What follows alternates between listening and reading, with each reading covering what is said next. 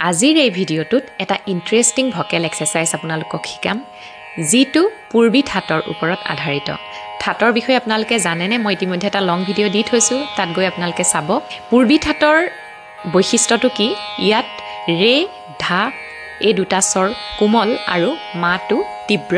ব্যৱহাৰ হয় গতিকে এই ফ্ৰেজটো কেনেকৈ কৰিব মই এবাৰ কৰি দেখাইছো আৰু স্ক্ৰিনত দি দিম আপোনালোকে নোট কৰি ল'ব আৰু ঘৰত অভ্যাস কৰিব লিখি ল'ব প্ৰথমতে অকমান জটিল লাগিব পাৰে কিন্তু স্লোলি প্ৰেক্টিস কৰি সা ৰে সা গা ৰে সা মা গা ৰে সা পা মা গা ৰে সা ধা পা মা গা ৰে সা নি ধা পা মা গা ৰে সা